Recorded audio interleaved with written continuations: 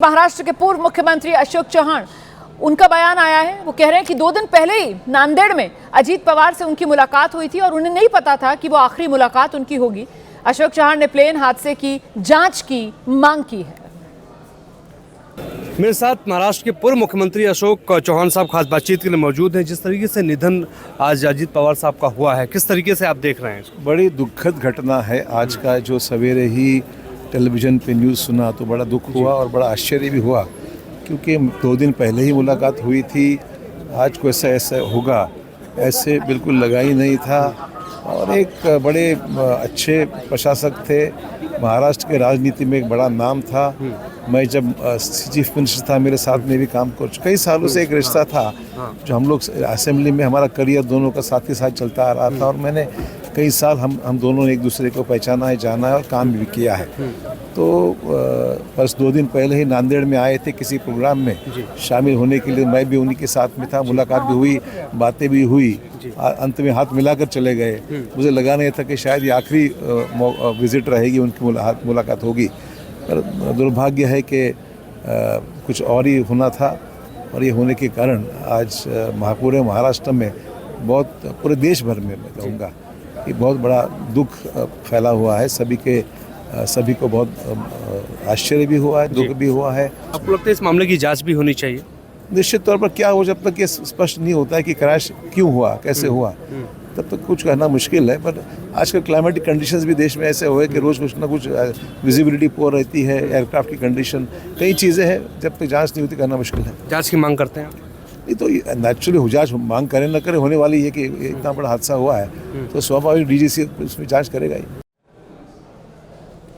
देखिए, स्वाभाविक सी बात है, जब तक जांच नहीं होती है और तस्वीर साफ नहीं होती है, तब तक लोगों के मन में वो आशंका और वो सवाल बने रहेंगे कि आखिरकार क्या हुआ, कैसे हुआ। और इस बीच दूसरी तरफ बारामती अस्पताल में अब हलचल कुछ बढ़ी है।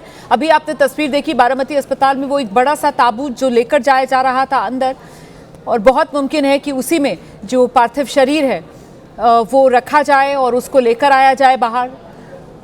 फिलहाल ये तस्वीरें बारामती अस्पताल के बाहर, जब से ये खबर आई कि अजीत दादा पवार का निधन हो गया और उनका पार्थिव शरीर बारामती के अस्पताल में लाया गया है, तभी से यहाँ लगातार जो समर्थक है उनका हुजूम डटा हुआ है। वहीं दूसरी तरफ परिवार में पत्नी, बहन, बेटा जो दिल्ली में थे, वो बारामती जब पहुंचे तो परिवार के अन्य सदस्यों से मिलकर देखिए किस तरीके से अपना दुख साझा करते हुए यहाँ पर नजर आ रहे हैं। कोई भी इस वक्त अपने आंसू रोक नहीं पा रहा है, अपना गम छिपा नहीं पा रहा है, क्योंकि तकलीफ इतनी बड़ी है, इतना बड़ा दुख है ये जो पूरे परिवार पर आकर टूटा है। हम सीधे आपको लेकर चलेंगे, हमारे सहयोगी गणेश ठाकुर लगातार हमारे साथ बने हुए हैं।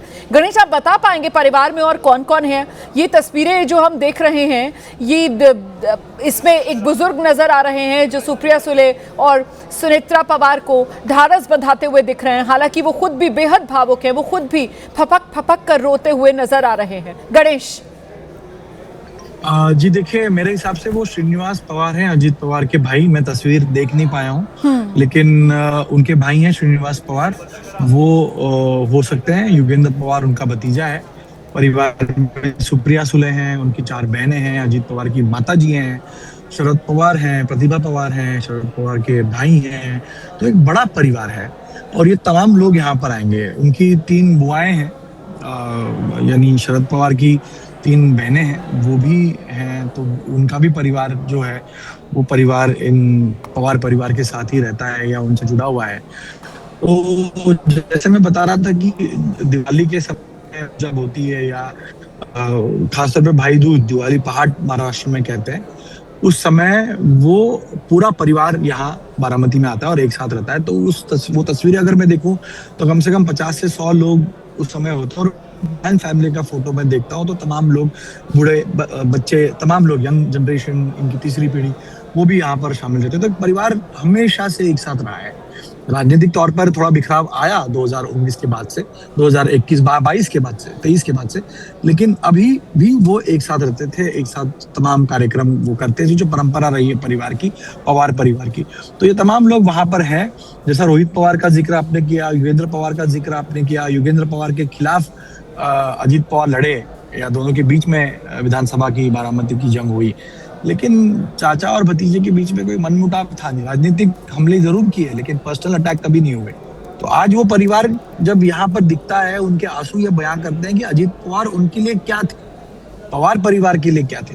भले ही उन्होंने अपना एक अलग रास्ता चुना हो, लेकिन मान सम्मान एक चाचा के लिए, एक परिवार के प्रमुख के लिए पूरे परिवार में बरकरार था। और आज इस दुख की घड़ी में वही आंसू ये सब बयान कर रहे हैं।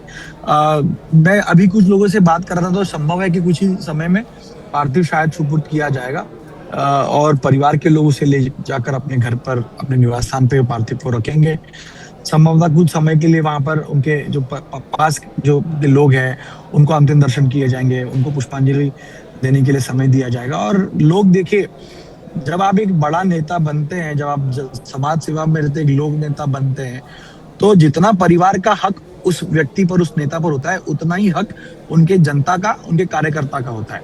तो अगर पार्थिव उनको या कार्यकर्ताओं को या वहां के लोगों को जो उनको मानते थे, उनको सम्मान करते थे, उनका भी हक बनता है कि उनके पार्थिव के अंतिम दर्शन करें, श्रद्धांजलि दें।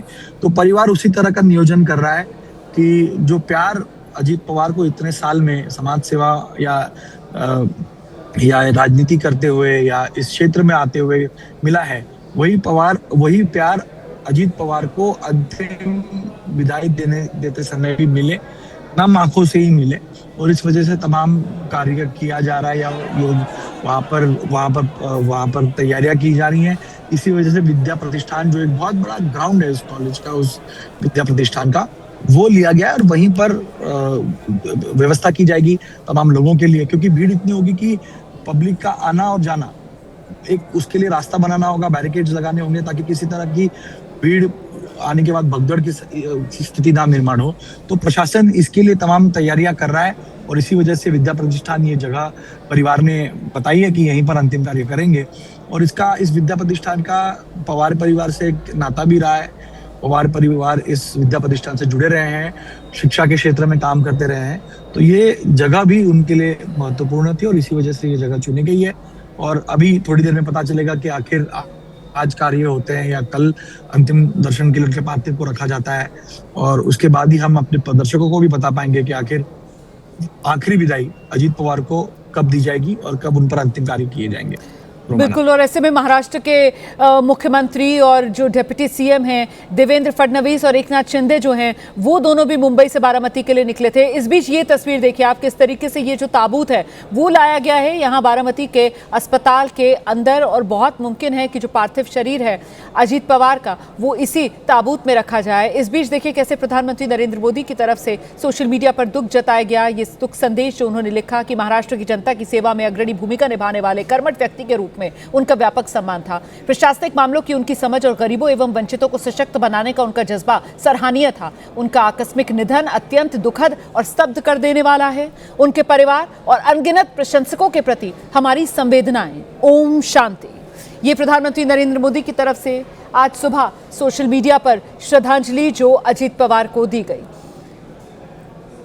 अजीत पवार को लेकर राजनीति के अंदर जिस तरीके के कयास लगे कि अजीत पवार किस तरीके से अपनी राजनीतिक महत्वाकांक्षा के सामने जो भी सियासत के दायरे होते हैं उसको पार करने में भी कभी हिचकते नहीं हैं, और कैसे चाचा का साथ छोड़कर अजीत पवार अलग से अपने दम पर एनसीपी को खड़ा करते हैं और उसके बाद गठबंधन की सरकार में अपनी एक अलग जगह बनाते हैं। ये हम सब ने देखा और हाल के कुछ साल में ही ये सब कुछ होते हुए देखा। गणेश, आसान नहीं होता है जब आपके परिवार में एक ऐसी बड़ी शख्सियत हो जिसका नाम शरद पवार हो, जो महाराष्ट्र की राजनीति में चाणक्य की भूमिका रखते हो, उनके साए से निकलकर अपने लिए अपनी सियासी जमीन मजबूत करना।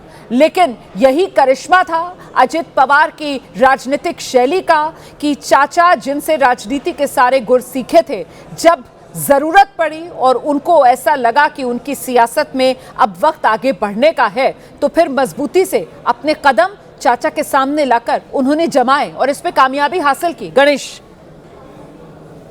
जी बिल्कुल रमाना, देखिए अजीत पवार ने, जैसे तुलसीदास भोईटे कह रहे थे कि एक बड़े पेड़ के साए में अगर कोई दूसरा पेड़ उगता है तो वो बौना ही दिखता है, लेकिन अजीत पवार ने अपना कद शरद पवार के उतना नहीं कहूंगा, लेकिन शरद पवार के लगभग करीब वो पहुंचे थे और शरद पवार भी ये मानते थे। देखिए शरद पवार एक बहुत बड़ा नाम थे केंद्र में, वो जब सरकार में थे तो यहाँ महाराष्ट्र की राजनीति संभालने की पूरी जिम्मेदारी अजीत पवार को दी गई थी और वो बखूबी निभाते थे। केंद्र में रहते समय शरद पवार जब बड़े स्केल पे अपना काम कर रहे थे तो राज्य उनसे छूटे ना, या राज्य में उनसे किसी तरह पार्टी में कोई ये ना हो, ये तमाम चीजें देखने के लिए ही अजीत पवार को शरद पवार ने जिम्मेदारी दी थी और उन्हें बखूबी निभाया था। पार्टी को एक साथ जोड़े उन्होंने रखा, पार्टी को वो आगे ले गए। पार्टी को आगे ले जाते समय उन्होंने ये देखा कि पार्टी की विचारधारा से कोई समझौता ना हो। पार्टी में उन्होंने ऐसे ही लोग जोड़े जो हमेशा से पार्टी के लिए लॉयल रहे और ऐसे लोग जुड़े जो खुद के दम पर चुन के आते हैं। उन्होंने बहुत लोगों को अपने साथ जोड़ा जो एक समय में कांग्रेस के बड़े चेहरे थे और खास तौर पर ग्रामीण भाग में उनकी पकड़ थी।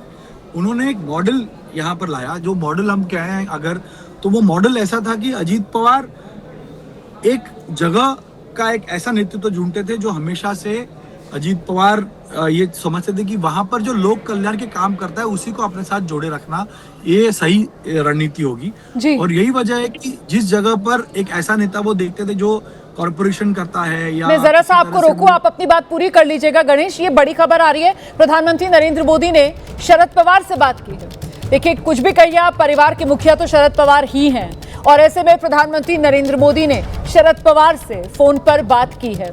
जाहिर सी बात है, अजीत पवार की पत्नी, अजीत पवार के बेटे, उनसे भी यकीनन प्रधानमंत्री नरेंद्र मोदी संपर्क करेंगे, लेकिन पवार परिवार और परिवार के मुखिया शरद पवार, और ऐसे में इस दुखद मौके पर प्रधानमंत्री नरेंद्र मोदी ने शरद पवार से फोन पर बात की है।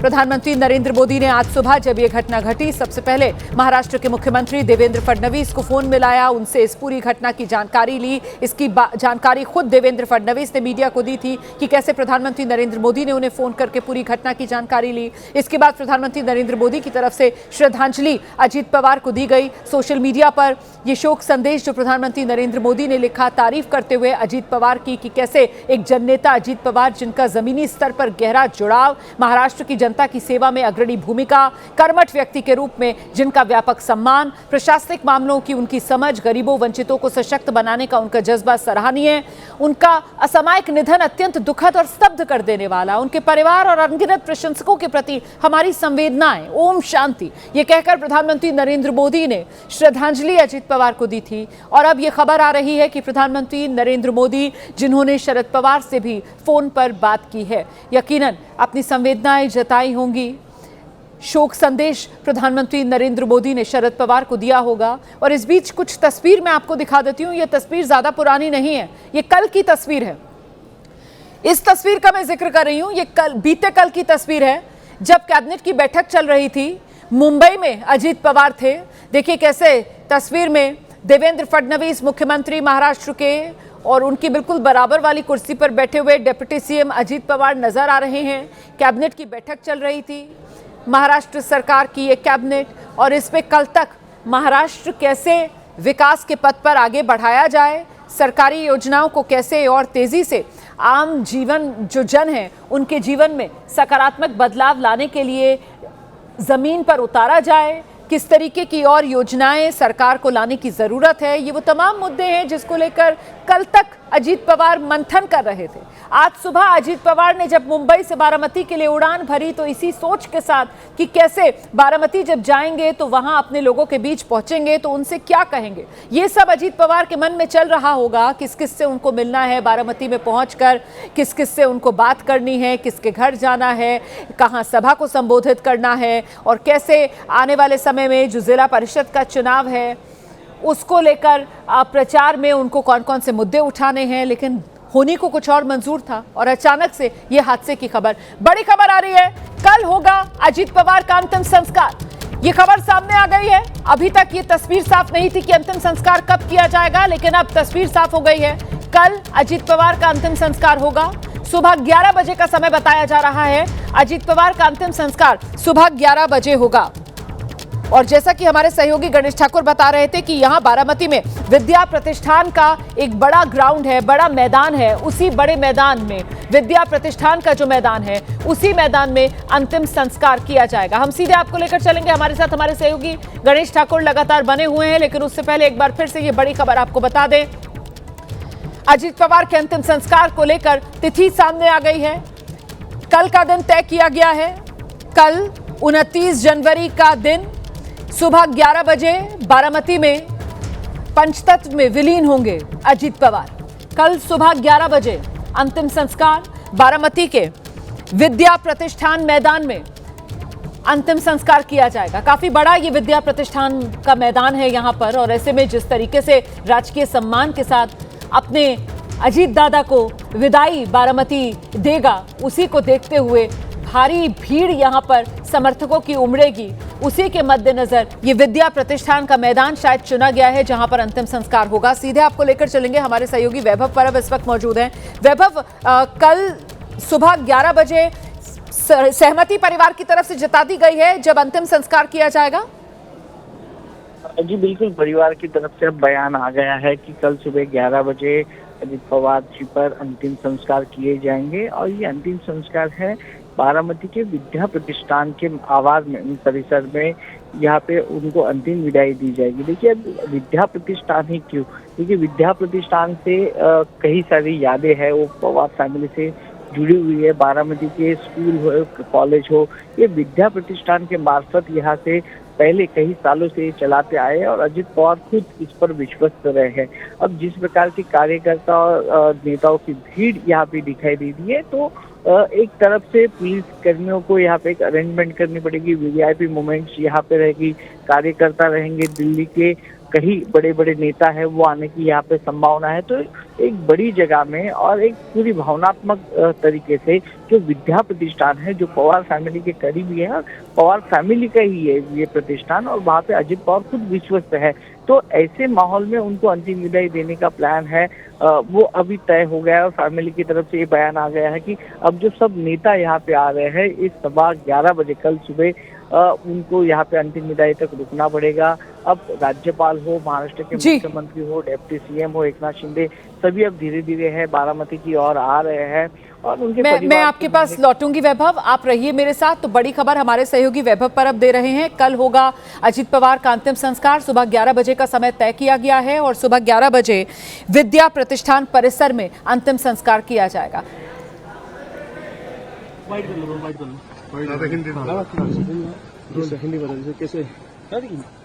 अजीत दादा पवार साहब का इंतकाल हुआ है।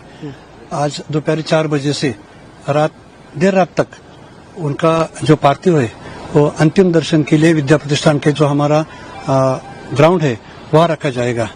और कल सुबह 9 बजे फ्यूनरल निकलेगा गदिमा सभागार के बाजू से, और 11 बजे उनकी अंत्येष्टि होगी विद्या प्रतिष्ठान के हमारे ग्राउंड पे, प्ले ग्राउंड पे। अभी यहाँ पर कौन अभी हॉस्पिटल पे कौन आए हैं और सीएम और डीसीएम भी यही आने वाले हैं, उसके बारे में? नहीं, सब लोग आए हुए हैं, अभी बाकी लोग पहुंच रहे हैं और पवार फैमिली और एंटायर सब नेतागण ऊपर है।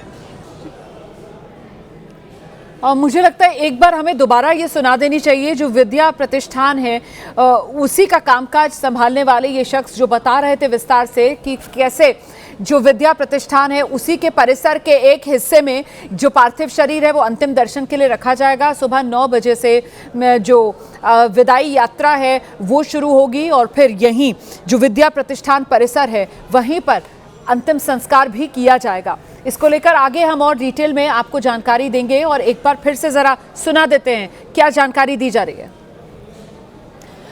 मैं एक बार फिर से आपको लेकर चलती हूँ, वैभव परब हमारे साथ इस वक्त मौजूद है। जरा वैभव से ही जानते हैं, वैभव क्या डिटेल्स मिल रही है, अंतिम दर्शन के लिए पार्थिव शरीर को कहाँ रखा जाएगा?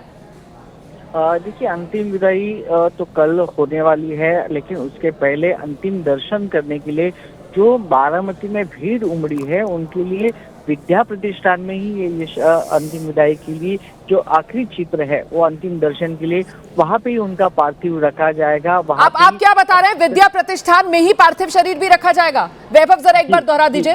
जी जी, विद्या प्रतिष्ठान ही एक ऐसी जगह है जहाँ पे पार्थिव रखा जाएगा ठीक है। अजित पवार जी का, और वहाँ पे ही अंतिम दर्शन होंगे और उधर ही अंतिम विदाई होगी। लेकिन उसके पहले कल सुबह जो लास्ट राइड रहती है उसके लिए भी अंतिम विदाई की जो लास्ट राइड रहेगी वो विद्या प्रतिष्ठान से ही निकलेगी। ऐसी जो सूचना है, ऐसी जानकारी है, ये विद्या प्रतिष्ठान के जो कुछ सूत्र है वहाँ के जो कर्मचारी है उन्होंने बताई है, जिस तरीके से कि कल जो पूरा अंतिम विधि फ्यूनरल होने वाला है वहाँ पे अंत दर्शन भी वही होगा और अंत विधि भी वही होगा। ये जानकारी विद्या प्रतिष्ठान से मिल रही है।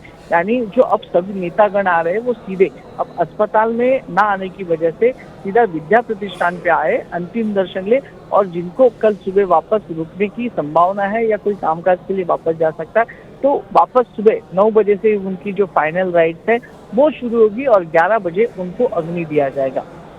ये बड़ी जानकारी हमारे सहयोगी वैभव परब दे रहे हैं कि विद्या प्रतिष्ठान वहीं पर पार्थिव शरीर अंतिम दर्शन के लिए रखा जाएगा और देखिए वहीं विद्या प्रतिष्ठान के परिसर में ही कल अंतिम संस्कार भी किया जाएगा। फिलहाल तस्वीर साफ हो चुकी है, अंतिम संस्कार कल होगा, सुबह 11 बजे अंतिम संस्कार होगा, राजकीय सम्मान के साथ अंतिम संस्कार किया जाएगा। और न सिर्फ महाराष्ट्र सरकार के बड़े नेता, सरकार में शामिल बड़े मंत्री वो बारामती में मौजूद रहेंगे, बल्कि बहुत मुमकिन है कि देश के अन्य राज्यों से भी कुछ बड़े जो वीवीआईपीज हैं, कुछ बड़े नेता जो हैं वो बारामती पहुंचे। इसी को देखते हुए जो पूरी व्यवस्था है वो यहाँ विद्या प्रतिष्ठान परिसर में की जाएगी। महाराष्ट्र के बारामती में ये जो भीषण प्लेन हादसा हुआ है इसमें डिप्टी सीएम अजीत पवार का निधन हुआ और इस विमान में कुल 5 लोग सवार थे, सभी की मौत हो गई। हादसे में क्रू मेंबर पिंकी माली, उनकी भी मौत हुई है। पिंकी के घर वालों का तो रो रो कर बुरा हाल है। आखिरी बार परिजनों की सुबह पिंकी से बात हुई थी। पिंकी के परिजनों ने बताया कि वो 29 साल की थी, अजीत पवार के साथ ये चौथी यात्रा थी, वो बहुत खुश थी। पिंकी ने बातचीत के दौरान बताया था कि वो बारामती से नांदेड़ जाएगी और उसके बाद कोई बात नहीं हुई थी। और देश की राजनीति के साथ साथ एक परिवार ने भी अपनी बेटी खोई है। बहुत दुख की बात है। मैं आपका दुख बांट तो नहीं सकती, लेकिन बताएं पिंकी के बारे में बताएं, आप कब से काम कर रही थी? 5 साल से वो प्राइवेट चार्टर्ड फ्लाइट के अंदर काम करती थी। लास्ट टाइम मतदान के दिन आई थी। वो लोग थाना में रहते हैं, तो मतदान के दिन आके बहुत शाम तक हम लोग के साथ बैठी हुई थी। फिर कल फ़ोन की मुझे कि मैं अजीत दादा पवार के साथ मैं बारामती जा रही हूँ और पापा मैं वहाँ से नांदेड़ चली जाऊँगी, आने के बाद मैं मिलती हूँ, ऐसा बोला। लास्ट वर्ड उसका यही था। उसने आपसे कहा नांदेड़ पहुँचेगी फिर बात करेगी। इसके पहले भी अजीत पवार के साथ चौथा टर्म है वो। हमेशा राष्ट्रपति मुख्यमंत्री प्राइवेटली चार्टर्ड फ्लाइट में रहती थी। बारे में मुझे बताया शादी हो चुकी थी, अपने परिवार शादी हो चुकी थी, बच्चे नहीं थे। 29 साल। आपके परिवार में और कौन कौन है? बस मैं, मेरा लड़का और वाइफ है। बहुत मुश्किल है, मैं कोशिश कर रही हूँ आपको दिखा पाऊँ। ये पूरा परिवार टूट चुका है, बहुत बहुत मुश्किल है। ये उनकी माँ है, परिवार यहाँ मौजूद है, के भाई भी हैं। बहुत मुश्किल है भाई आपके लिए, अपनी बहन के लिए। अगर कुछ नहीं कह सकता हूँ अभी, नहीं हो। आखिरी बात, आखिरी मुलाकात कल ही बात हुई थी मेरी उससे फोन पे, और बोली कि मैं फ्री में अभी लड़की लोग को ट्रेनिंग देने का कोर्स सिखा रही हूँ, तेरे में रिकमेंड होगा तो मुझे कुछ बताना। कल ही मेरी बात हुई थी उससे 9:30 बजे रात में। फिर उसके बाद वो इमरजेंसी में थी, उसने कट कर दिया फोन। मैं उनकी माँ से बात नहीं करूँगी, परिवार के लिए बहुत मुश्किल है ये। उनके पिताजी यहाँ पर हैं, पूरा परिवार यहाँ है। कितना मुश्किल है आप लोगों को। इसकी लड़की जाएगी, इतना बड़ा पहाड़ उसके दिल पे। ये बहुत ही मुश्किल क्षण है, हम आपको बाहर ले चलते हैं। बहुत ही कुमार जी आप कुछ उम्मीद करते हैं सरकार से कुछ राहत मिले? मैं क्या बोल सकता हूँ, अब तो हम लोगों के ऊपर दुखों का पहाड़ आया। वो लड़की हम लोगों को बहुत देखती थी, माँ बाप के ऊपर। पापा मेरा अच्छा हो गया, आपने मेरे को ट्रेनिंग दिलाया, आपने मेरे को एयर होस्टेस बनाया। हम लोग मिडिल क्लास के लोग, मैं टैक्सी चला के बच्चों को बड़ा किया। एक को बड़ी वाली लड़की को मैंने नर्स बनाया कोकिला बेन में। इसका हॉबी था क्या जाना है मेरे को, क्या फील्ड में डालना है पापा आप, मतलब कि मैं मॉडल बनना चाहती हूँ। मतलब दूसरा बोले एयर होस्टेस बनना चाहती, तो मैंने एयर होस्टेस किया। उसने मेरा सपना पूरा किया। तो विमान में फ्लाइट अटेंडेंट पिंकी माली, उनकी भी मौत हो गई है और उन्हीं के परिवार को आप सुन रहे थे। परिवार का रो रो कर बुरा हाल है।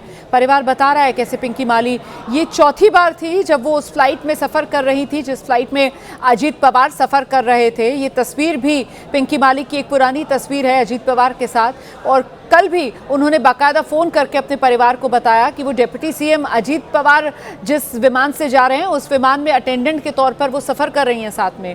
बेहद खुश थी पिंकी माली। उनको नहीं पता था कि ये सफ़र उनकी ज़िंदगी का आखिरी सफ़र होगा। तो पिंकी माली फ्लाइट अटेंडेंट के तौर पर इस विमान में मौजूद थी।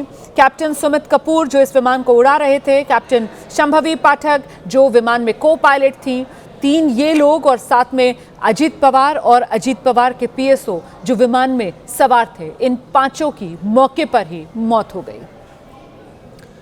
तो बेहद दुखद यह हादसा हुआ है। और ऐसे में देखिए अब अजीत पवार को लेकर जानकारी मिल रही है। अंतिम संस्कार कल किया जाएगा। कल सुबह 11 बजे का समय परिवार की तरफ से तय किया गया है। परिवार के सभी सदस्य जो देश के जिस भी हिस्से में थे वहां से बारामती पहुंच चुके हैं। शरद पवार तो मुंबई में ही थे, पत्नी के साथ वो बारामती सुबह पहुंचे। रोहित पवार बारामती में ही थे, वो सबसे पहले बारामती के अस्पताल पहुंच गए थे और वहां पर सबसे पहले उन्होंने ही परिवार में शव देखा, पार्थिव शरीर देखा अजीत पवार का। जो सुप्रिया सुले हैं बहन अजीत पवार की और साथ ही सुनेत्रा पवार पत्नी अजीत पवार की और पार्थ पवार बेटे अजीत पवार के, ये तीनों लोग दिल्ली में थे। ये दुखद खबर आने के बाद इन तीनों ने दिल्ली से महाराष्ट्र के लिए उड़ान भरी और अब पूरा परिवार जो है वो बारामती पहुंच चुका है। बेहद दुखद घड़ी है ये पूरे पवार परिवार के लिए, बेहद दुखद घड़ी है ये एनसीपी के हर कार्यकर्ता के लिए। देखिए एनसीपी भले ही 2 फाड़ हो गई हो, लेकिन जो पवार परिवार है उस पवार परिवार के लिए सम्मान जो है वो कार्यकर्ता किसी भी धड़े में काम कर रहा हो, लेकिन पवार परिवार के लिए समान सम्मान हर कार्यकर्ता के मन में था। भले ही वो काम अजीत पवार के साथ कर रहा हो या वो काम शरद पवार के साथ कर रहा हो, लेकिन एक जो पारिवारिक रिश्ते होते हैं और एक जो सम्मान होता है उसका भाव पूरे पवार परिवार के लिए बिल्कुल एक जैसा। उससे लगाव पूरे परिवार के लिए, पवार परिवार के लिए कार्यकर्ताओं का लगाव बिल्कुल एक जैसा। और ऐसे में वाकई में ये बड़ी दुख की घड़ी है जो न सिर्फ पवार परिवार बल्कि पूरी एनसीपी पार्टी पर टूटी है। विमान हादसे का शिकार हो गए अजीत पवार, नहीं रहे अजीत पवार। कल तक मुंबई में थे, कल तक मुंबई में कैबिनेट की बैठक अटेंड कर रहे थे। आज सुबह मुंबई से उड़ान भरी थी। चार्टर्ड विमान था, लियाजेट 45 XR मॉडल का विमान। बहुत सुरक्षित विमानों में इस विमान की गिनती होती है। 2 इंजन वाला ये विमान होता है और ये जो कंपनी है VSR वेंचर्स, वो ये विमान जो है वो किराए पर उड़ा रही थी।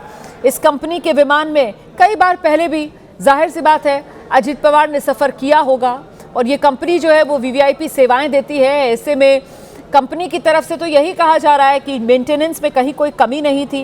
विमान जो है वो पूरी तरीके से सुरक्षित था, वेल मेंटेन्ड था, कोई टेक्निकल खराबी नहीं थी। जो कंपनी के मालिक हैं कैप्टन VK सिंह, वो मीडिया के सामने आए और उनकी तरफ से ये सारी जानकारियां दी गई।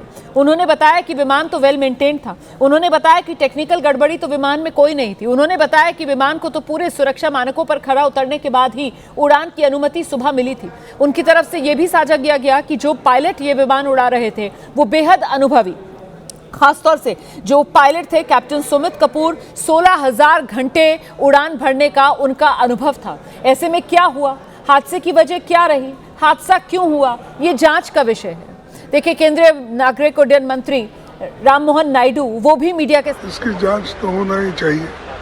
ठीक है, we will also demand. Thank you. तो आपने सुना कांग्रेस अध्यक्ष मल्लिकार्जुन खड़गे की तरफ से कहा जा रहा है कि अजीत पवार जिनका हादसे में निधन हुआ है, इस हादसे की जांच होनी चाहिए। वो कह रहे हैं वी विल ऑल्सो डिमांड, वो भी मांग करेंगे कि इस मामले में जांच हो। तो कांग्रेस की तरफ से भी जांच की मांग की जा रही है। जांच की मांग ममता बनर्जी भी कर रही हैं। बड़े इसमें है, दुखी है सो उनके दुख में हम भी शामिल होते हैं और उनके जो फैमिली मेंबर्स हैं उनको इस दुख सहन करने की शक्ति दे, यही प्रार्थना हम कर सकते हैं। प्लेन क्रैश की जांच होनी चाहिए, ममता बनर्जी ने कहा है। आपको लगता है कि जांच होनी चाहिए इसकी? सुप्रीम कोर्ट के जज के थ्रू जांच होनी चाहिए, ममता ने कहा। देखिए, जांच तो होना चाहिए क्योंकि ऐसा एक्सीडेंट हुआ है जो अननेचुरल है। तो भाई एयर सेफ्टी को लेकर बहुत कंसर्न है, आप सब लोग जाते रहते हैं। अब क्या है, मोरलेस सभी लीडर्स बोलिए या अर्जेंट काम के लिए सभी लोग जाते हैं और इवन दूसरे कॉर्पोरेट वाले भी जाते हैं जी। लेकिन ऐसा हर जगह होना, एक तरफ तो बड़े बड़े जहाज भी, अहमदाबाद के भी बहुत बड़ा एक्सीडेंट, ये तो जो प्लेन था, छोटा प्लेन, वहाँ पर ऐसा हुआ क्यों, इसकी जांच तो होना ही चाहिए। ठीक है। विलाल तो कांग्रेस अध्यक्ष मल्लिकार्जुन खड़गे को आप सुन रहे थे, उनकी तरफ से यही कहा गया है कि इस दुख की घड़ी में परिवार के साथ हैं हम और वाकई में बेहद दुखद ये पूरा हादसा है। ऐसे में जांच तो होनी ही चाहिए। जांच की मांग कांग्रेस की तरफ से भी की जा रही है कि हादसा क्यों हुआ, ये सच तो सामने आना ही चाहिए। तस्वीरों में आप देख रहे हैं उस समय की ये तस्वीरें हैं जब दिल्ली से बारामती पहुंची थी सुप्रिया सुले को आप देख रहे हैं कैसे बिलक कर रोती हुई परिवार के बुजुर्ग के गले लगकर। समझ में नहीं आ रहा है कौन किसे ढांढस बंधा रहा है, समझ में नहीं आ रहा है कि कौन किसे संभाल रहा है। इस वक्त सबका गम एक जैसा है और हर तरफ आंसुओं का सैलाब बहता हुआ नजर आ रहा है। शोकाकुल पवार परिवार की ये तस्वीरें लगातार आपके सामने। हम सीधे आपको लेकर चलेंगे हमारे सहयोगी वैभव परब इस वक्त हमारे साथ मौजूद हैं और जरा वैभव से जानते हैं। वैभव, क्या जानकारी मिल रही है कि पार्थिव शरीर अभी भी बारामती के सरकारी अस्पताल में ही रखा है और कब तक पार्थिव शरीर को अस्पताल से लेकर निकलेंगे परिवारजन? कुछ जानकारी मिल रही है कि अस्पताल से सीधे यही जो विद्या प्रतिष्ठान है उसी के परिसर में सीधे लेकर जाया जाएगा पार्थिव शरीर और वहीं रखा जाएगा। जी बिल्कुल सही जानकारी है कि थोड़े ही समय के बाद अब धीरे धीरे महाराष्ट्र के जो बड़े मंत्रीगण हैं वो बारामती पहुंच रहे हैं, अंतिम संस्कार के लिए वो सब यहाँ पे आ रहे हैं। लेकिन जो जानकारी मिल रही है कि आज उनका अंतिम संस्कार नहीं होगा बल्कि आज अंतिम दर्शन के लिए विद्या प्रतिष्ठान में उनका पार्थिव है रखा जाएगा। रोमाना, मैं आपको दिखाना चाहूँगा कि मैं करीबन 50 किलोमीटर दूर से देख रहा हूँ कि अजित पवार के निधन की वजह से पूरा जो परिसर है वो शोकाकुल वातावरण में दिखाई दे रहा है। यानी आप लगभग समझ लीजिए कि पूना से मैं आ रहा हूँ, मुंबई से निकला हूँ, लेकिन अब हर जगह पे हर रास्ता एकदम सुनसान लग रहा है। ये अजित पवार के प्रति दिखाई गई एक आस्था है। ये देखिए, मैं आपको दिखाऊंगा, सब रोड्स पूरे शांत है, जैसे कि आज एक बड़ी दुर्घटना घटी है। ना कोई होटल्स चालू है, ना कोई शॉपिंग मॉल चालू है, ना कोई यहाँ की चाय की टपरी भी बंद है। यहाँ के जो थिएटर्स है वो भी पूरी तरह से बंद है। आप तस्वीरें दिखाते रहिए। ये बारामती जिला है, ये बारामती जिला है जिसमें आप दाखिल हो गए और आप ये मुझे बारामती जिले की तस्वीरें दिखा रहे हैं। जी जी जी जी, मैं बारामती में पहुंच गया हूं, लेकिन मैं आपको यही बता रहा हूं कि बारामती से करीबन 30 किलोमीटर दूर था, तब से ये हम दृश्य देख रहे हैं कि पूरा जो परिसर है वो शोकाकुल वातावरण में दिखाई दे रहा है। यानी आप देख सकते हैं कि समझ सकते हैं कि अजित पवार की जो गहराई है, अजित पवार का जो नेतृत्व है, उसे लेकर किस प्रकार के ये पूरा रोड जो हमेशा भरा हुआ रहता है कि कॉलेज के स्टूडेंट रहते हैं, स्कूल के बच्चे रहते हैं, यहाँ के देखिए ये दुकानें देखिए, दुकानें भी पूरी तरह से बंद कर रखी है।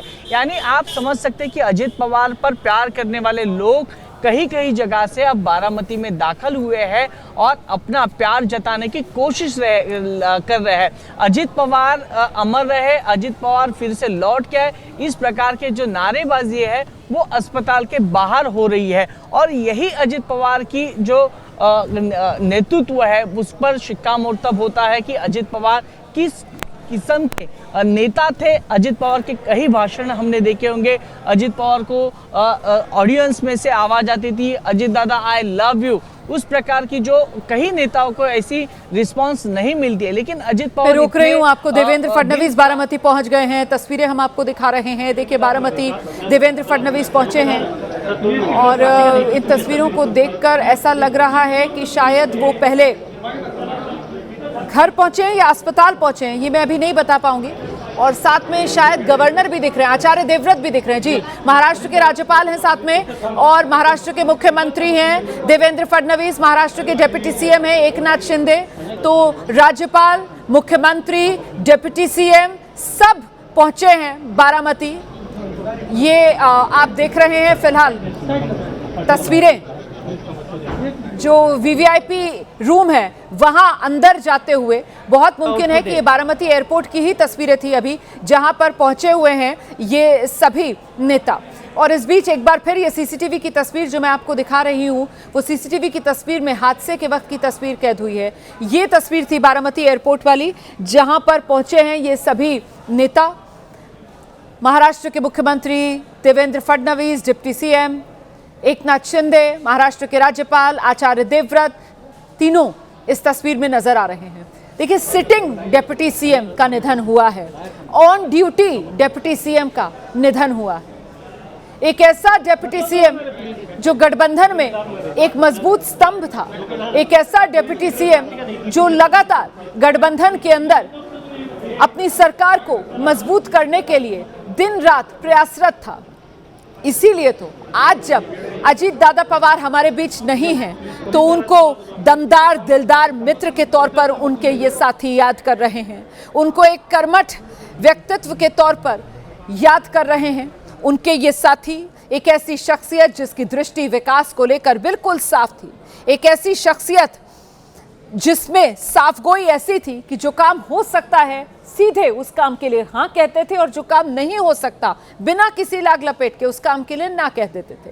कभी किसी काम को लटका कर रखने की आदत ही नहीं थी अजीत पवार को। फिलहाल एयरपोर्ट से बाहर निकलते हुए आप देख रहे हैं देवेंद्र फडणवीस, आचार्य देवव्रत, एकनाथ शिंदे, और ये लोग अब गाड़ी में सवार हो रहे हैं। बहुत मुमकिन है कि या तो ये हॉस्पिटल जाएंगे जहां पर पार्थिव शरीर रखा हुआ है, या फिर पवार परिवार के घर पर जाएंगे जहां पूरा पवार परिवार जो है वो मौजूद है, जिसमें शरद पवार से लेकर अजीत पवार की पत्नी सुनेत्रा पवार, उनके दोनों बेटे जय पवार, पार्थ पवार मौजूद हैं, सुप्रिया सुले मौजूद हैं।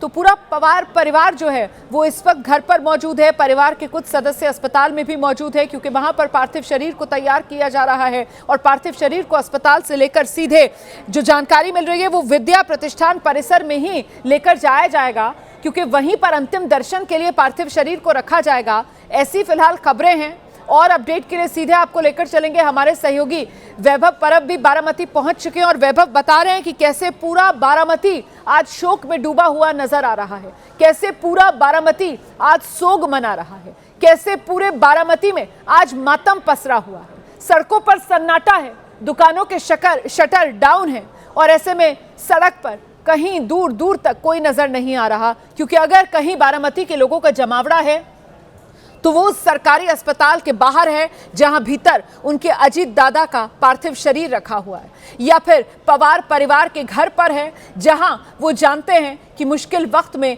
इस गम में डूबे परिवार को सहारा देने की उनकी जिम्मेदारी बनती है। सीधे आपको लेकर चलेंगे, वैभव हमारे साथ इस वक्त मौजूद हैं। जी वैभव, बताइए क्या और जानकारी मिल रही है? तस्वीरें हमने दिखाई हैं, मुख्यमंत्री देवेंद्र फडणवीस, डिप्टी सीएम एकनाथ शिंदे और राज्यपाल आचार्य देवव्रत भी मुझे नजर आ रहे हैं। ये सभी लोग बारामती पहुंच चुके हैं।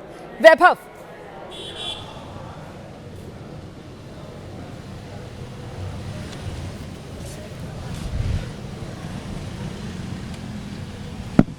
वैभव आपको मेरी आवाज मिल रही है? वैभव से हमारा संपर्क नहीं हो पा रहा है। इस बीच आपको बता दें कि ये जो VSR वेंचर्स है, जिस कंपनी का ये विमान था लियाजेट 45XR मॉडल वाला विमान, उसके पास इस मेक के 7 विमान हैं। ये कंपनी के मालिक की तरफ से मीडिया को आज जानकारी दी गई है, और इसी कंपनी के मुख्यालय पर जो AAIB की टीम है वो पहुंच गई थी, एक टीम कंपनी के दफ्तर में पहुंची थी, दूसरी टीम बारामती के लिए दिल्ली से रवाना हो गई थी। फिलहाल जो कंपनी के दफ्तर में जांच पड़ताल हुई है उसको लेकर क्या तस्वीर साफ हो रही है, जानते हैं। वरुण भसीन हमारे साथ मौजूद है। वरुण, हम आपको दिखा रहे हैं कि किस तरह से जो रिसेप्शन है वहां पर वीएसआर वेंचर्स की इस वक्त हम तस्वीरें दिखा रहे हैं। यहाँ पर 2.5 से 3 घंटे एआईबी ने पूरी जांच की है और उसके बाद बड़े बड़े अपने बक्सों में एक तरीके से कार्डबोर्ड के पूरे बक्सेस डॉक्यूमेंट के साथ भरकर इस वीएसआर वेंचर्स प्राइवेट लिमिटेड के रिसेप्शन से लेकर गए हैं। यहाँ पर लगातार 2.5-3 घंटे वो सवाल एआईबी की टीम ने किए और अब इन सवालों के जवाब देने होंगे, चाहे वो 2023 की हो चाहे वो 2026 की बात हो। हर एक सवाल का जवाब देना होगा। उनके मालिक यहाँ पर V K Singh, captain V K Singh मौजूद थे और अब इस वक्त इस कंपनी के बाहर हम जब खड़े हैं तो यहाँ पर वो धक्का मुक्की देखने को मिल रही है और उनकी इस वक्त जो तस्वीरें हैं वो कुछ इस तरह की हैं कि 2.5 से 3 घंटे पूछताछ होने के बाद डॉक्यूमेंट्स यहाँ पर रख लिए गए, लेकर गई है यहाँ से एआईबी। अब वो देखा जाएगा कि जिस तरह की जो फ्लीट्स थी, जो इस वक्त ऑपरेटर क्या उनको अच्छे से यूज हो रहा था, मेंटेनेंस होता था, क्योंकि हर एक उन कागजों में जो एक बड़े बड़े कागजों के दस्ते यहाँ पर लेकर गए हैं उनमें ये देखा जाएगा कि मेंटेनेंस का जो जवाब है वो साफ तौर पे सामने से देने लायक थे नहीं। जब हमने खुद माइक लगाकर उनसे पूछा तो उनका ये कहना था कि आप पुरानी चीजों की क्यों बात कर रहे हैं, लेकिन उनको अब जवाब देना होगा और अगर वो जवाब नहीं दे रहे थे इसीलिए शायद एआईबी ने उनके दफ्तर से इस वक्त सारे जितने भी ज्यादातर डॉक्यूमेंट्स नजर आए जो उनकी फ्लीट से जुड़े होते हैं, जितने उनके विमान उड़ते हैं, कब ग्राउंड होते हैं, कब मेंटेनेंस होती है, क्या उनमें कोई खराबी थी, पायलट्स क्या कहते थे, पायलट्स को लेकर क्या सवाल थे, वो सभी यहां पर एआईबी ने अब खोजने की कोशिश की है और उसके बाद अब यहां पर बड़े डॉक्यूमेंट्स के जो बॉक्सेस हैं वो लेकर गए हैं। रोबाना, बड़ी जानकारी दे रहे हैं हमारे सहयोगी वरुण भसीन। जो टीम पहुंची हुई थी एआईबी की वो यहां पर जांच पड़ताल करके जो कुछ अहम दस्तावेज हैं वो अपने साथ लेकर गई है आगे की पड़ताल के लिए।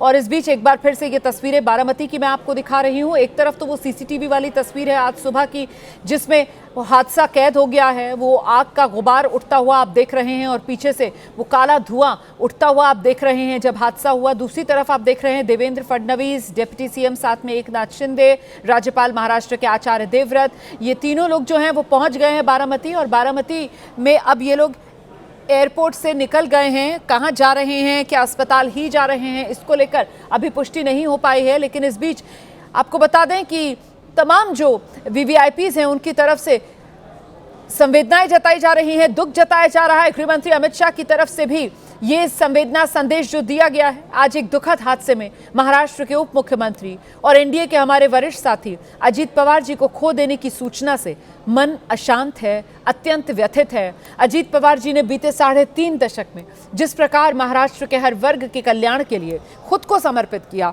उसे शब्दों में व्यक्त नहीं किया जा सकता। वो जब भी मिलते थे महाराष्ट्र की जनता के कल्याण संबंधी अनेक विषयों पर लंबी चर्चा करते थे। उनका निधन एनडीए परिवार के साथ ही मेरे लिए व्यक्तिगत क्षति है। मैं पवार परिवार के प्रति अपनी गहरी संवेदना व्यक्त करता हूं। शोक की इस घड़ी में पूरा एनडीए शोक संतप्त परिवार के साथ है, पवार परिवार के साथ मजबूती से खड़ा है। ईश्वर दिवंगत आत्मा को अपने श्री चरणों में स्थान दे। ओम शांति शांति शांति। श्रद्धांजलि अमित शाह की ओर से दी गई है अजीत पवार को। तो साथ मिलकर काम करना हो या फिर महाराष्ट्र में किस तरीके से एनडीए की सरकार बन पाएगी, उसको कैसे मजबूती मिल पाएगी, इस सब की स्क्रिप्ट अगर दिल्ली में बैठकर अमित शाह लिख रहे थे तो फिर साथी उनको महाराष्ट्र में चाहिए थे। और ऐसे में उन साथियों में चाहे गठबंधन के साथी के तौर पर एकनाथ शिंदे हो या फिर गठबंधन के साथी के तौर पर अजीत पवार हो, दोनों के साथ ही एक लंबा सहयोग का दौर, बातचीत का दौर जो चला। इस बीच ये तस्वीरें आप देख रहे हैं बारामती, जहां पर केंद्रीय नागरिक उड्डयन मंत्री राममोहन नायडू पहुंच गए हैं। उनकी तस्वीरें भी हम आपको दिखा रहे हैं। हमारे सहयोगी वैभव परब जो कह रहे थे कि देखिए तमाम जो वीवीआईपीज हैं आज वो पहुंचेंगे अजीत दादा पवार के पार्थिव शरीर के अंतिम दर्शन करने के लिए, और यही वो सिलसिला है जो फिलहाल आगे बढ़ते हुए नजर आ रहा है। और ऐसे में पार्थिव शरीर जो है वो विद्या प्रतिष्ठान परिसर में रखा जाएगा अंतिम दर्शन के लिए। वैभव के पास अब आपको लेकर चलेंगे और जरा वैभव से ही जानते हैं क्या जानकारी मिल रही है। वैभव, कब तक पार्थिव शरीर जो है वो विद्या प्रतिष्ठान परिसर में रखा जाएगा अंतिम दर्शन के लिए? क्या ये तमाम वीवीआईपीज जो बारामती पहुंच रहे हैं ये सीधे यहां विद्या जो प्रतिष्ठान है वहीं पर पहुंच रहे हैं?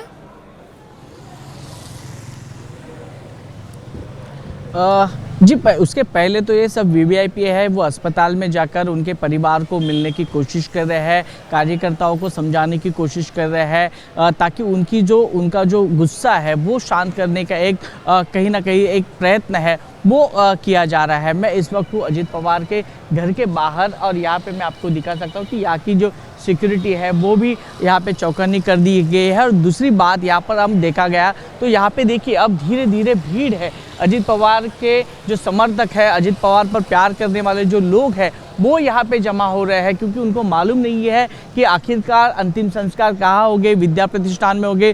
कॉलेज की तरफ मेडिकल कॉलेज है, वहाँ पे काफ़ी सारी भीड़ जमा हो गई है और दूसरी तरफ विद्या प्रतिष्ठान में है वो अंतिम संस्कार की तैयारी है वो तैयार की गई है। हम हमारे साथ यहाँ पे हम दिखा सकते हैं कि ये कहीं कहीं अलग जगहों से लोग आए हैं, हम उनसे बातचीत करने की कोशिश करेंगे। दादा आप कहाँ से आए हो? फलटन से। फलटन से आए हो? हाँ। आप एनसीपी के कार्यकर्ता रहे हो क्या? हाँ। अच्छा। यस। अच्छा। कितना बड़ा नुकसान है आपके लिए? बहुत बड़ा हुआ। बहुत बड़ा नुकसान। आप कहाँ से आए हो? मी सांगवी से आया हूँ. सांगवी से आए हो? सांगवी से आया हूँ. मेरा मुलगा आता नासाला प्राथमिक शाळेतून त्याला नासाला सिलेक्शन झालं होतं. दादांनी झेडपीच्या माध्यमातून 14 लाख रुपये खर्च होता. माझी मीडियम परिस्थिती पण मला 17,000 विद्यार्थ्यातून ये कह रहे कि इनका लड़के का सिलेक्शन नासा के लिए हुआ था और उनको 14 लाख की मदद की थी, तो ये आपके ऋण है? हाँ ऋण है, हम कधी विसरू शकत नाही दादांना. अच्छा, आप एक महिला भी है हमारे साथ, आप कहाँ से आई है? मी बारामतीतूनच आहे, पण दादा गेले ते असं कल्पनाच करू शकत नाही की इतका धक्का बसलेला आहे आम्हाला की मनात पण येऊ शकत नाही. पण दादा गेल्यापासून सगळं काळा दिवसच झालेला आहे बारामतीवर. पूरी बारामती है वो सुन हो गई है पूरी तरह से, जैसे कि एक शोकाकुल वातावरण हो गया। आप कहाँ से आए हो? मैं बारामती से हूँ, मैं डॉक्टर संचेती हूँ और मेरा एडमिशन और मेरा सब कुछ उन्होंने ही किया है। आज वो है तो सब कुछ है, यानी आपका कॉलेज का एडमिशन उन्होंने ही किया है और अभी आप डॉक्टर बन? डॉक्टर है, मैं 15 साल से प्रैक्टिस कर रहा है और वो उन्होंने बहुत कुछ डेवलपमेंट किया है बारामती के लिए। आज एक गांव को सिटी का रूप दिया है उन्होंने। अच्छा। तो बोलने के लिए वर्ड नहीं है उनके लिए। वो ऋण आप यहाँ पे जताने आए हो। आप कहाँ से आए? बारामती से ही हूँ, संचेती डॉक्टर की मिसेस हूँ। हम ये बात सुन के ही हमको शौक ही लग गया है, ऐसा लग गया है पूरा सब काम का ठप्प हो गया है, अभी कुछ भी काम नहीं चल रहा है। देखिए मैं आपको यहाँ पे बताना चाहूँगा कि ये पूरा रोड है अब धीरे धीरे भर जाएगा। देखिए पूरा जो परिसर है आवार में अब धीरे धीरे लोग हैं वो यहाँ आना लगभग शुरू हो गए हैं। थोड़ी देर के बाद यहाँ पे लोग आएंगे, वीआईपी मूवमेंट्स भी होगी और ये पूरा परिसर है अजित पवार के घर के बाहर का। तो सुनेत्रा, मुझे ये जानकारी दीजिए कि इस वक्त पूरा पवार परिवार जो है वो यहीं अंदर मौजूद है, भीतर मौजूद है? सुनेत्रा पवार, सुप्रिया सुले, जो उनकी तस्वीरें आई थी जिसमें वो दोनों जो श्रीनिवास पवार हैं, अजित पवार के जो भाई हैं, उनके गले लगकर बिलक कर रोती हुई नजर आ रही थी, वो यहीं अंदर घर की तस्वीरें हैं? थोड़ी देर के बाद ये सब परिवार यहाँ पे आएगा, लेकिन जो ये तस्वीरें जो हमको सामने आ रही है ये अस्पताल की तस्वीरें है। जो वीवीआईपीज़ मूवमेंट हो रही है वो वहाँ पे अस्पताल में हो रही है और सुनेत्रा पवार हो, सुप्रिया पवार सुले हो या फिर शरद पवार हो, जो भी पारिवारिक लोग हैं वो फिलहाल अस्पताल में मौजूद है। अस्पताल में इतनी भीड़ है कि वहाँ मैं रोक रही हूँ आपको। देखिए अस्पताल की तस्वीरें आ रही हैं और अस्पताल पहुंच गए शरद पवार भी। ये तस्वीर मैं आपको दिखा रही हूँ, शरद पवार पहुंचे हैं यहाँ पर। ये बारामती का अस्पताल ही है, जैसा कि वैभव बता रहे हैं कि पूरा परिवार इस वक्त वहीं है। और लीजिए आपको प्रफुल्ल पटेल की भी तस्वीर दिख जाएगी। अब प्रफुल्ल पटेल अजित पवार के बेहद करीबी, शरद पवार, ये एक एक करके अब आप देख रहे हैं किस तरीके से एनसीपी के जो नेता हैं वो यहाँ पर पहुंच रहे हैं। बारामती के अस्पताल से ये तस्वीरें आप देख रहे हैं। परिवार के सदस्य यहीं मौजूद हैं अस्पताल में और पार्थिव शरीर भी अभी यहीं अस्पताल में ही मौजूद है।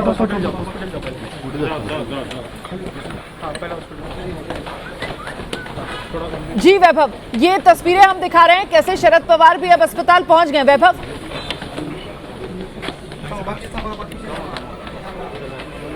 धीरे धीरे मैं वही बता रहा था कि सभी परिवार है वो अस्पताल की ओर जा रहा है। जो कार्यकर्ता है उनको समझ नहीं आ रहा है कि कहाँ जाए, कहाँ अजित पवार के अंतिम दर्शन होंगे। अभी तक पारिवारिक तरीके से कोई व्हाट्सएप मैसेज या कोई अधिकृत तरीके से उन्होंने ऐलान अभी तक नहीं किया है। अब देखना ये होगा कि धीरे धीरे हम भी जो विद्या प्रतिष्ठान है उसकी तरफ बढ़ रहे हैं, क्योंकि अंतिम विदाई की, अंतिम संस्कार की तैयारी है वो वहाँ पे हो रही है। हम दृश्यों के तरीके से हम दिखा रहे थे कि किस प्रकार से बारामती और पुणे का जो परिसर है वो पूरी तरीके से बंद किया गया है। घर के बाहर जहाँ पे अजित पवार की रोज़ मिलना जुलना रहता था बारामती में। अजित पवार की एक खासियत है यहाँ पे कि अजित पवार सुबह 5 बजे उठ के 6 बजे, सुबह के 6 बजे उठकर लोगों को मिलना शुरू करते थे। हाल ही में 15 दिन पहले मैं और मेरे सहयोगी गणेश ठाकुर जी ने हमने अजित पवार का इंटरव्यू किया था पुणे में। करीबन लगभग करेक्ट 6 बजे उनका इंटरव्यू शुरू हुआ था। महाराष्ट्र का ऐसा एकमेव नेता था जो सुबह 6 बजे ऑन फील्ड उतरता था, और यही खासियत रही है अजित पवार की, जो खुद 6 बजे उठकर सभी अधिकारियों को, सभी ऑफिसर्स को, सभी कार्यकर्ताओं को, नेतागणों को सीधा रास्ते पे लेके आते थे और विजिट करते थे। तो ये जो खासियत अजित पवार की रही है ना, तो इसी वजह से अजित पवार के घर के बाहर भी अभी जिस प्रकार की भीड़ हमें दिखाई दे रही थी कि लोगों को आज भी अभी भी लगता है कि अजित पवार अंदर से बाहर आएंगे, उनका निवेदन है वो स्वीकार लेंगे। हमने अभी 2 केस स्टडी सुनी कि एक जो लड़का था जिसका नासा में सिलेक्शन हो गया था, 14 लाख की कमी हो रही थी, लेकिन अजित पवार ने ZP के माध्यम से उनको 14 लाख की मदद की, और आज उनके ऋण फेरने के लिए वो इंसान था, शख्स था, वो यहाँ पे आया था। दूसरी तरफ देखा गया तो एक आदमी था जो खुद डॉक्टर बना था, जिसका एडमिशन, जिसकी प्रोसीजर थी वो अजित पवार के कहने पे हुई थी, अजित पवार की मदद से हुई थी, और वो आज डॉक्टर बना। तो देखिए ऐसे कई सारे उपकार से लोगों पर, बारामती की जनता पर, तो कोई भूल नहीं सकता इतनी आसानी से। मैं खुद अजित पवार को पिछले 18 सालों से जानता हूँ। अजित पवार जितने आक्रामक रहते हैं उतने ही वो मृदु स्वभाव के भी रहे हैं। देखिए उनके भाषण में हमेशा एक बात सामने आती है कि अजित पवार कोई भी होने वाला काम हाँ बोलते हैं, अगर नहीं होने वाला काम है ना बोलकर सामने वाले को नाराज नहीं करते, लेकिन उसको समझाते कि बाबा ये मेरे से काम नहीं होगा। और इसी वजह से जो परखड़ वक्तव्य रहता है, परखड़ वक्तृत्व रहता है, इसकी जानकारी जो जानने वाला रहता है नेता, नहीं तो कई नेतागण हमने देखे है कि ना होने वाला काम भी होगा, करेंगे, देखते हैं, इस प्रकार की भाषा का इस्तेमाल करते हैं। लेकिन अजित पवार ने आज तक इस भाषा का इस्तेमाल नहीं किया, निवेदन लेते हैं। देखिए हेलीकॉप्टर की एक दृश्य सबसे बड़ी वायरल हो रही है कि एक्सीडेंट के बाद जिस प्रकार के कागजात बाहर पड़े हैं ना, वो देखते हुए सबके व्हाट्सएप और स्टेटस पे एक ही मैसेज वायरल हो रहा है कि अजित पवार आखिरी दम तक अपने काम को लेकर कितने सीरियस थे, काम को लेकर कितने गंभीर तरीके से बात करते थे, काम को कितने गंभीरता से लेते थे। कोई भी निवेदन हो, हजारों के अगर पन्ने भी हो गया तो उसमें 50 पन्ने भी अजित पवार पढ़ते थे। ये उनकी खासियत रही है, और इसी वजह से महाराष्ट्र के सभी जनता, महाराष्ट्र के सभी नेतागण, महाराष्ट्र के प्रमुख नेता, वो अजित पवार के जाने के बाद उनकी आंखें नम हो गई है। और ये दृश्य देखिए महत्वपूर्ण जानकारी हमारे सहयोगी वैभव परब की तरफ से दी जा रही है कि किस तरीके से पूरा बारामती जो है वो शोक में है, पूरा बारामती जो है वो सोग बना रहा है, क्योंकि बारामती इस वक्त अपने बेटे के लिए बिलख रहा है। ये बड़ा घाव है जो बारामती के सीने पर लगा है, जब बारामती का अपना बेटा अजित पवार, उनका आकस्मिक निधन हो गया, और वो भी इस तरीके से प्लेन क्रैश में। किसी ने सोचा नहीं था, क्योंकि बारामती पहुंच रहे थे अजित पवार। आज दिन भर उनका बारामती में एक के बाद एक कार्यक्रम लगा हुआ था, लेकिन इससे पहले कि वो बारामती एयरपोर्ट पर लैंड करते, उनका विमान क्रैश लैंड हुआ और अजित पवार का निधन, जिसके बाद सिर्फ और सिर्फ शोक है, हर तरफ गम है।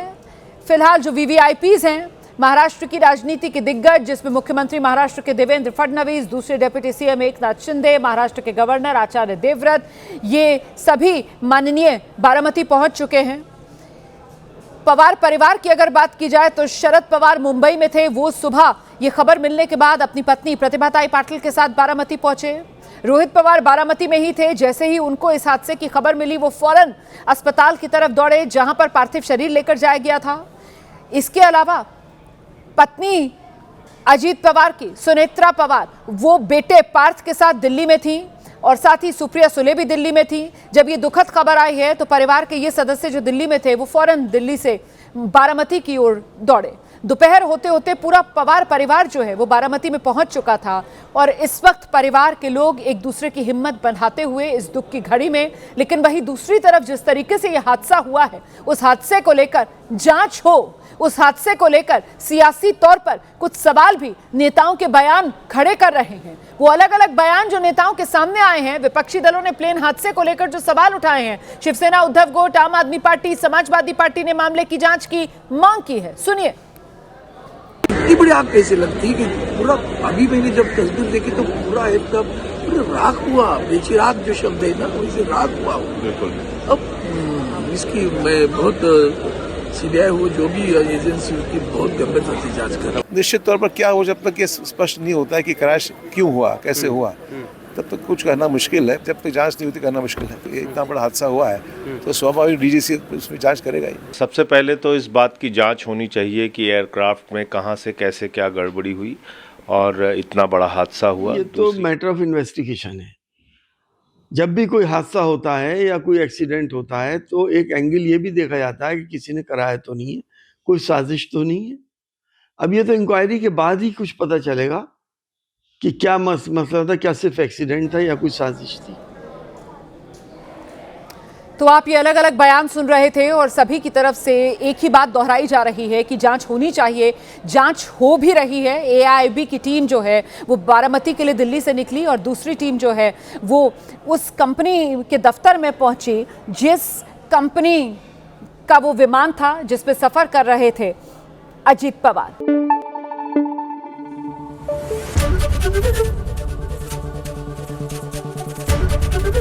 एबीपी न्यूज आपको रखे आगे।